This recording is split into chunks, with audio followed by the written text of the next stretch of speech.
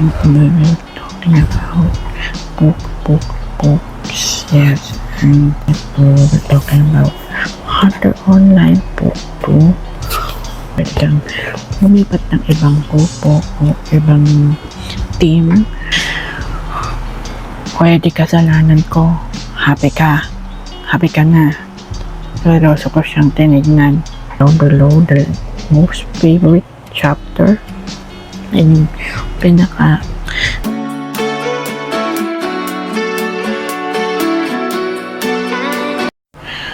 so hello and welcome back again si Sam sa aking another vlog, and this is for we're talking about books, yes, and ngayon dahil nga na-review ko another vlog ko about dito is hindi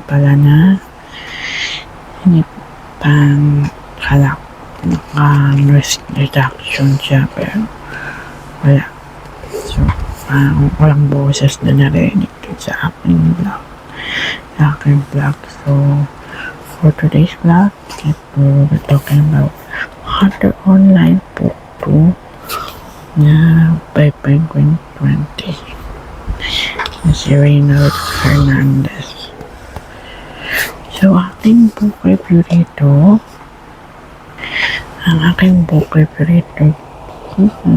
guys, or background is ang ganda ng kanyang story, like may halo-halo rin siya ng may about games and about life, about friendship and about love and about fame.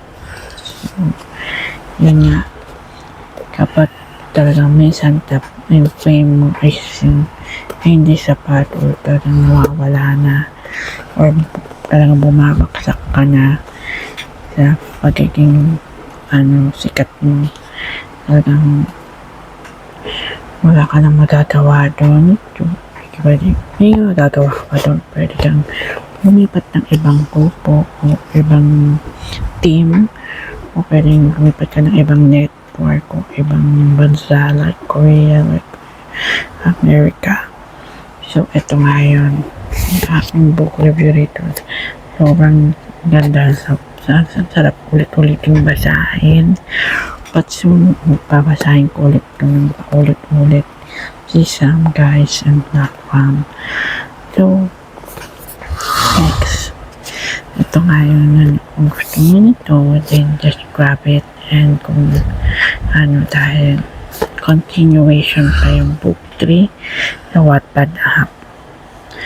Yes, binabasa ko rin yung book 3 sa Wattpad app dahil hindi pa naman ginagawang libro yung book 3 nitong Hunter Online. Dahil nga yung book 1, wala doon yung mga favorite chapter ko, and dito sa book 2 yung favorite chapter ko. So let's get started na dun sa favorite chapter ko. Babasahin ko sa inyo. Pwede kasalanan ko. Happy ka na. Seryoso ko siyang tinignan. Alam mo, bukas na lang tayo mag-usap, para tayong pagod. Kainin mo yung inihaw na manok, pati yung chocolate na binigay sa'yo ni Paolo. Inis akong napasinghap. Si Paolo? Bakit biglang napasok sa usapan si Paolo? Totoo naman na binigyan ka niya ng chocolate na wala kang ang balak sabihin sa akin. May sinasabi ka pang we should update each other every day. Tapos sa Twitter ko na makikita yung mga ganong bagay. Siya naman ang napasinghap. Sa bagay, kaibigan mo nga lang pala ako. Kailangan ba sabihin ko sa'yo lahat? Sigaw ko. Pwede sana hindi mo sinabi yun kasi ako ginagawa ko, sinasabi ko sa'yo lahat. Napatigil kami ni Leo nung bumukas ang pinto at iniluwan nung sina Noah at Lu na pareho nang nakapantulog. Nag-aaway ba kayo? Tanong ni Lu. Labas sa'yo, sukod sabi. Awit, pati ako nasigawan. Hirap maging concern. Lu said, and he slowly closed the door. Napahilot sa sentido si Dion at napatingin sa flower vase na nakapatong sa study table ko. Dinala mo pa talaga dito sa bootcamp na yan? Sa bagay. Bigay nga pala ng crush mo yan. Napatingin ako sa bulaklak. Ito ba ang kinakagalit mo? My God, sino sa ating dalawang yung ang immature? Tinanggal ko ang bulaklak sa flower vase at ininamos at tinapon sa basurahan. Ayan, tinapon ko na. Pwede ka nang lumabas. Napakababaw. Nang nagagalit ka. Pinuksan ko ang kahon ko sa nakalagay ang chocolate na binigay ni Paolo. Binuksan ko ang pinto at nakitang nakatayo si Lou at Noah sa labas. Ayan, kainin nyo. Ay, close the door. Happy na. Lahat na lang ay big deal sa'yo. May narinig ka ba sa akin kahit nagsaselos ako pag magkasama kayong dalawa ni Ian? Ano naman kinilawan ni Ian? Napatigil sa Christine. What did you say? Wala. Tama bang narinig ko nagsaselos ka ka Ian? Hindi ko mabasa ang ekspresyon ni Dion. Parang biglang naglaho ang galit niya. Tama bang narinig? My God, mali ka ng dinig. Lumabas ka na. Wala ang patutunguhan itong diskusyon to. Wala tayong siselos ako kay Paolo. Mabilis at sabi ni Dion sa akin.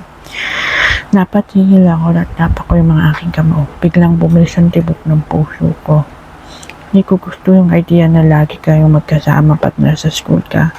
Na ginagawa nyo yung mga bagay na nagagawa natin. Hindi ko rin gusto yung idea na gusto mo siya. Sabi ni siya na dapat maghintay ako ng perfect time bago umamin kay Dion. Pero parang wala namang perfect time. Parang mga palang mga salita na lumalabas sa bibig naming dalawa. Bigla ang lahat. Pakiramdam ko is now or never. Hindi ko rin gusto yung idea na lagi kayong magkasama ni Rian. Napakapit ako sa kilid ng study table upang mapanatili ang balanse ko.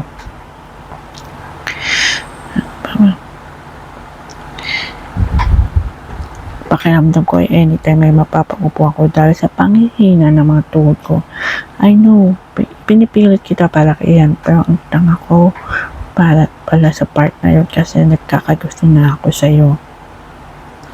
Natigilan si Dion. A smile slowly formed on his lip.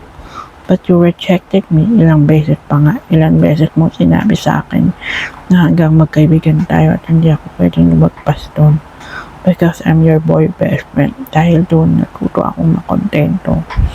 He sincerely said. Napaluha ako sa hindi ko malamang dahilan. Hindi ko alam na ganun pala ang nararamdaman ni Dion. Inisip ko na baka happy crush lang ulit ang nararamdaman ko. Kayo Milan, kagaya nung kay Ian, akala ko mawawala rin to. Umupo si Dion sa kama habang seryosong nakatingin sa mga mata. Gusto kong umiwas ng tingin pero hindi ko magawa. Feeling ko kailangan ko i-observe ng mabuti ang mga sasabihin ni Dion. Kaso hindi habang tumatagal Milan, nahuhulog ako. Palalim. Tumating sa punto na tanggap ko ng kaibigan lang tingin mo sa akin pero umaasa pa na ako na titignan mo ako more than that. Ikaw lang yung tao na lagi ako pinakamusta. Ikaw yung unang tao na lumayakap sa akin pag natatalo ako sa match. Initindi mo ako. Hindi mo ako iniwan. You make me fall harder sa mga araw na dumadaan. Pinahid ko ang luha ko. I don't know what to say. All along, higit pa pala sa kaibigan ng tingin sa akin ni Dio. At ang tanga ko dahil hindi ko agad naramdaman yun. Nakulong ako sa idea na best friend ko siya. Pero ngayon parang nabura na ang linya na ginawa namin para sa isa't isa. Wala nang rule. Honestly, you have this switch, Milan. May mga araw na ramdam kong tinitignan mo ako na higit pa sa kaibigan. Tapos may mga araw na mararamdaman ko na lang na kaibigan mo lang ako. That's the reason why I was afraid to taste risk. Natatakot ako na baka pag umiling ako ng higit pa sa pagkakaibigan, bigla na lang gumuho ang lahat na kontento na ako. Huminga siya ng malalim at tumayo. Tinignan niya ako ng mata sa mata. gusto kita Milan, matagal na. Super nakakakilig yung favorite chapter ko. Parang gusto ko basa-basahin. Kasi, wala. Kasi, yun yung parang wala namang perfect timing kung umamin ka sa taong nagugustuhan mo eh. Talagang may gusto mo na siya, mahal mo na siya, then go, grab it. Grab the opportunity, umamin ka sa totoong naramdaman niya. Is either ma-reject ka or or same kayo ng nararamdaman. Wala namang mawawala sa'yo. Kundi masasaktan ka o hindi naman maiiwasan yun. Huwag ka lang umasa na maaano yun, na ma-reciprocate or hindi. So, si Sam guys and Blackman, ayun na nga ang aking book review and pinasa ko na sa inyo ang favorite chapter ko. This is a book Hunter Online Book 2. Kayo, ano ang favorite chapter sa favorite Wattpad book ninyo? Then just comment down below the most favorite chapter and yung pinaka tumatak sa inyong favorite line ng isang character or kahit sa favorite chapter na yon. Just comment down below and see you on my next vlog. Bye!